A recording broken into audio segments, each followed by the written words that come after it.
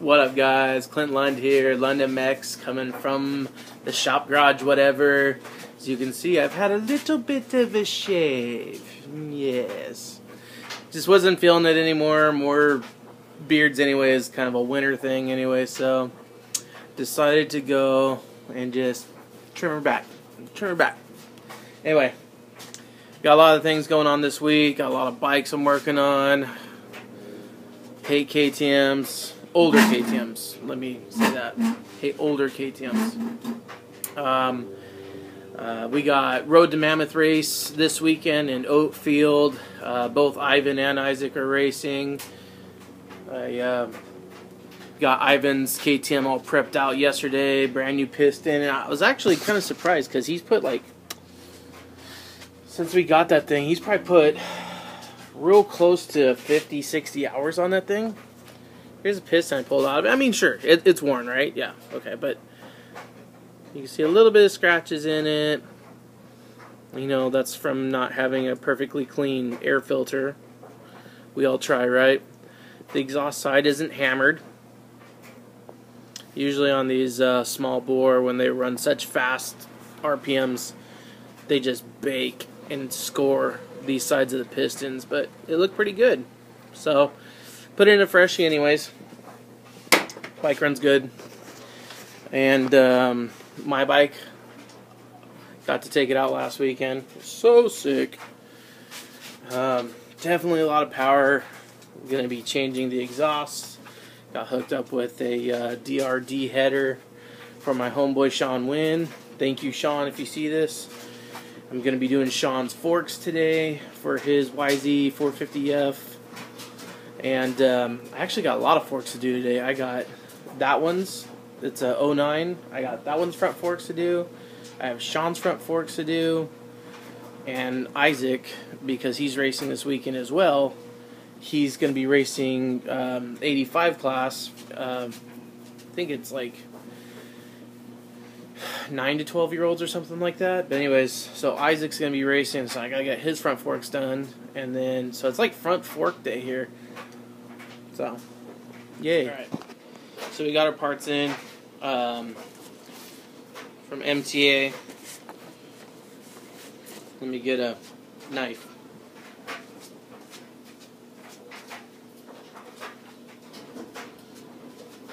So, I'm not going to do a how to do fork seals rebuild today because honestly, if you need to know how to do fork seals and you're going to be trying to do it yourself, there's better sources out there than me. For instance, my buddy Scott Gustafson, he was one of the editors for Dirt Rider magazines, and he has a couple fork rebuild videos on the internet, on YouTube, showing how to do it, and personally, I think he does a way better job than me. Not that I do anything horrible, but maybe methodology, maybe parts used, maybe systematically. I know he has a better vice than I do. So I'll show you at least what I got. So for Sean's, he likes the stock feel, the OEM feel.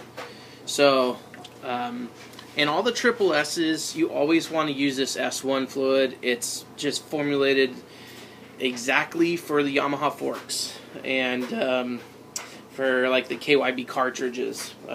The triple S being probably one of the best forks Yamaha's ever made. I know that they've used them since 06 to now. So my new bike, Sean's, the 09 I'm working on over here. I have a set of triple S's. See if I can show you. They're like over there on the wall. I keep them because they're just, if I get like an 06 bike that's torched, I'll rip the forks off of it, sell the motor on eBay, pull the wheels, trash the rest. But anyways, so the fork seals I got were Pro X. Now, these aren't like the pistons, okay? I hate Pro X pistons. Why I use these is because I happen to know where Pro X gets their seals from. Now, it's no industry secret. If you actually called Pro-X, like if you called their customer hotline or something like that, they would tell you where they get their seals from. But I'll prove it. On here, you're not going to see it. It's just a front-facing camera on an iPad. I'll try.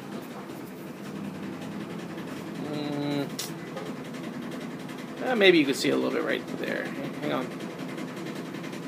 I made it worse. It says NOK. So, not short for not okay. But NOK is one of the providers for OEM manufacturers. NOK makes the seals for OEM. So, to prove it, I mean, you can either take my word for it, but it says NOK, very small letters right there. It has other part numbers like BR. I can't read that. 5. Just take my damn word for it, okay? But anyways, I'm going to pull out of Sean's the seals because I know those are OEM. I know he got the bike. I know he got the bike from Yamaha. I just shaved, so I'm all itchy. Hair everywhere. I can prove it, though. And these are like quarter of the price. I think my price through MTA for these was like $16. So compare that to OEM for a pair.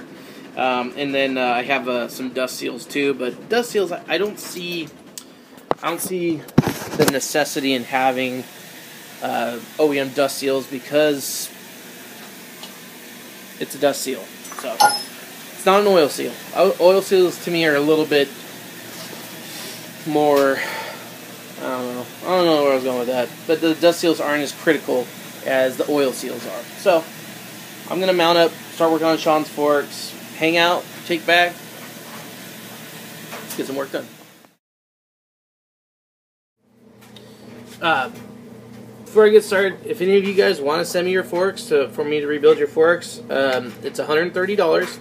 It's probably one of the best prices you'll find around. I can give you an address to ship it to if you message me, either through Google or leave it down in the comments, and I'll leave me an email, and I'll get back to you and let you know where you can ship them. But $130, and that $130 covers return shipping, but you have to pay to ship them to me. So, other than that, enjoy the video, kick back, relax, you know.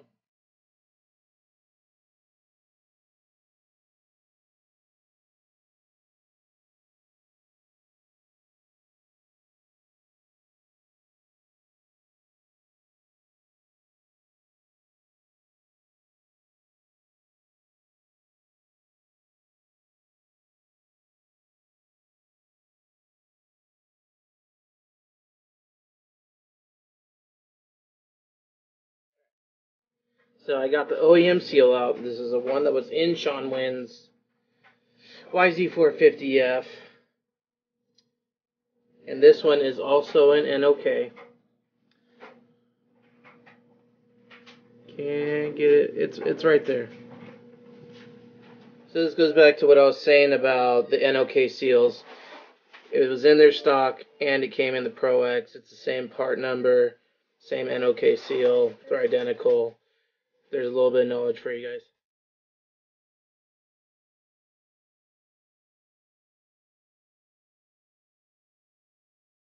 I'm gonna go rinse these tubes out real quick. Get all the old oil out of there. When you put these things back together, you want to make sure they're like doctor's office clean. And I'm talking about American doctor offices, not some others. So I'm going to go get these all cleaned up. I usually shoot them out with water, and then I finish it with like carburetor choke cleaner, brake cleaner, and then get the air nozzle and blow dry them, because I don't have a solvent tank. But that's about the only way I can get these things doctor's office clean.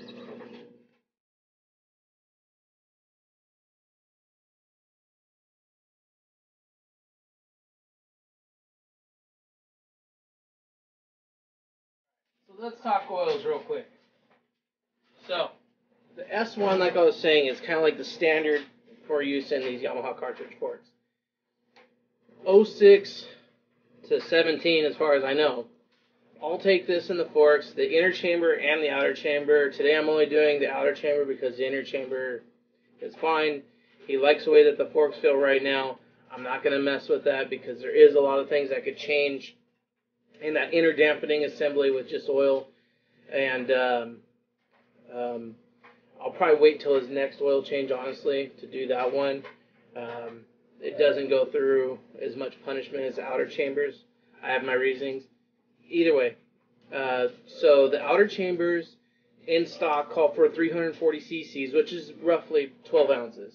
So what's really cool about the Kayaba fork, the KYB fork, is with just 5 cc's, I mean like a teaspoon, right, of oil, either direction, less or more, it can make your suspension significantly softer or harder, just in 5 cc's. Like Yamaha, that's why these forks are so famous, like for being badass.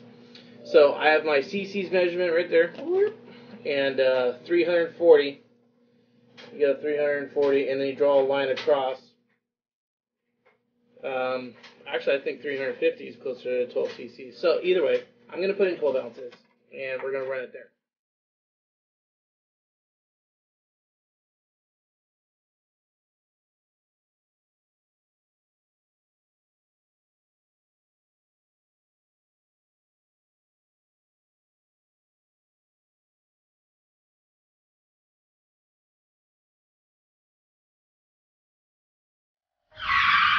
So, I don't know if you just saw that. His upper chamber.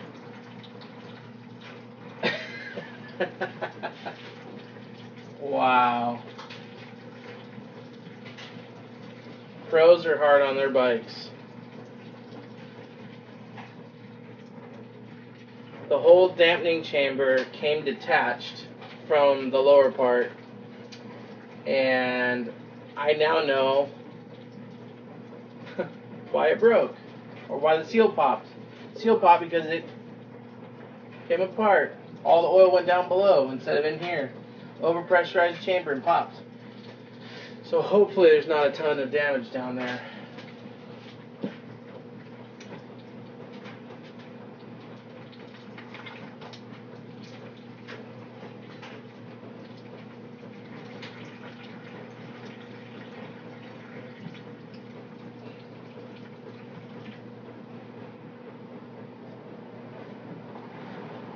Alright, we're going to let that drain for a while. We'll be back. Let's call him. This will be fun.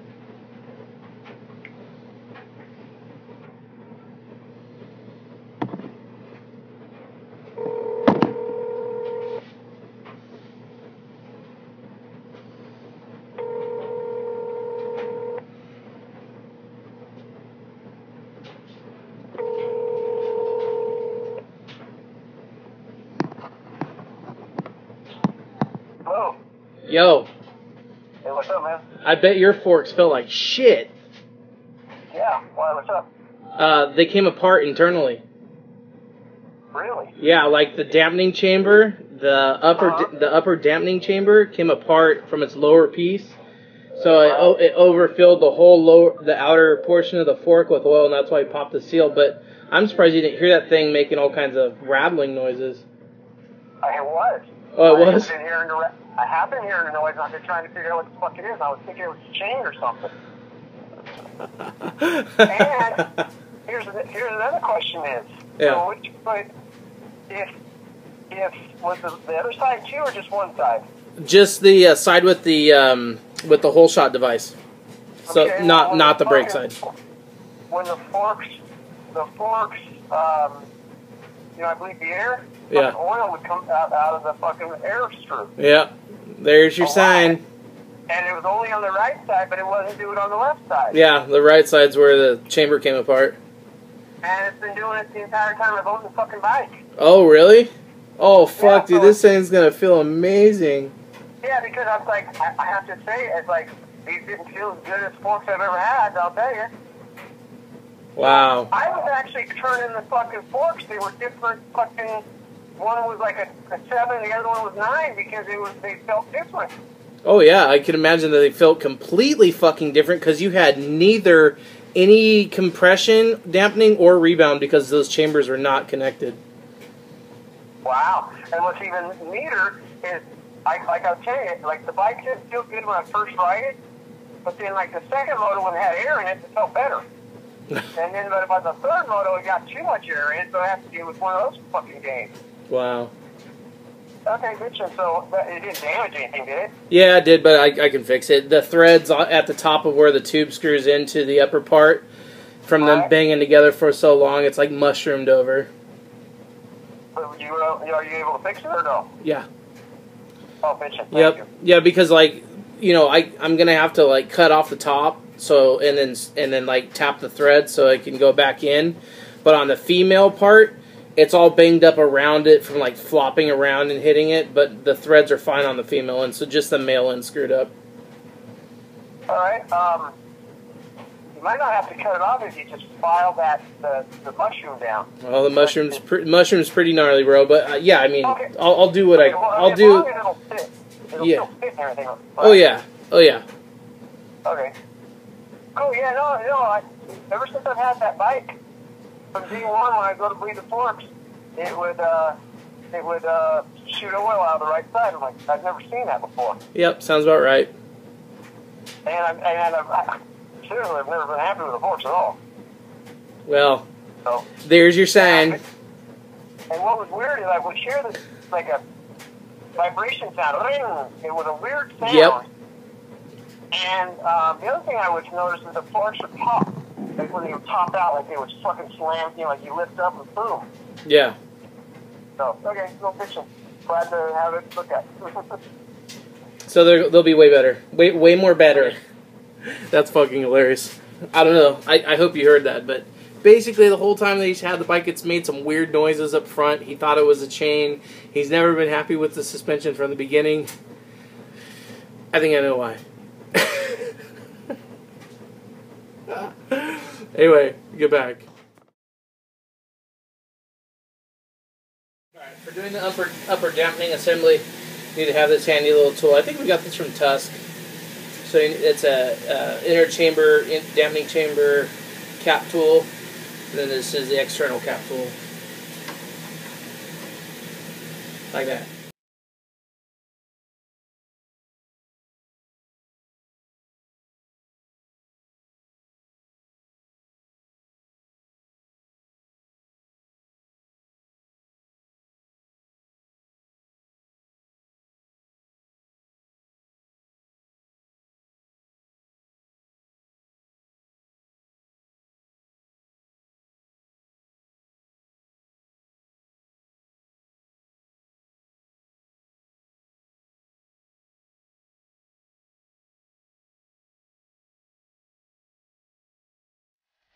As I button up this fork, and I still got 3 more to go. Thank you guys as always for watching. Thank you for subscribing. Thank you for liking. Thank you a lot for the nice comments that a lot of you have been leaving for me. I read them all, or I try to. One thing that I forgot to mention that I do is before I clean these and get them ready to come and take them apart, is I count out the clickers all the way top and bottom, and I write them down. So after I, assemble and put it back together and stuff like that, I go and I put exactly the same clickers. However, I know Sean's not going to like the clicker on this fork, so he's going to have to might just match it to the other one. I might just leave it alone, let him play with it. But at either way, so Sean's buttoned up for the day. I'm not. I still got a lot to go. I got to do Isaac's forks on his 85. Probably make a separate video for you dads out there wondering how to do that. It's way easier than the 450 forks. Still have these ones for this one, but I got to finish that one's engine first so I can get it down off the block and then change the forks off. And then, but yeah, quick recap on my Yamaha. I had a blast on it this last weekend. It was absolutely perfect. No complaints from me. I'm just going to change out that header, the one I was telling you that Sean gave me. Well, I'm going to trade him out. He likes the stock headers. They have like a lot more brutal power hit than the DRD setup. The DRD setup really mellows it out, and that's what I need. I need a mellow setup. I ain't a racing guy. I just love riding with my kids and having fun. But either way, again, thank you guys so much for subscribing, watching, hanging out with me today on this lovely, lovely Thursday afternoon. Isaac, Ivan, Leona, and the lady and I were heading out tomorrow to my brother's house up in Merced. We're going to race Oatfield. I'll have some footage from the race. Hopefully the boys have fun and do good and stay safe. That's all we ask for. And so keep an eye out for that video. Other than that, from the shop, garage, whatever, London X, I'll talk to you guys really soon.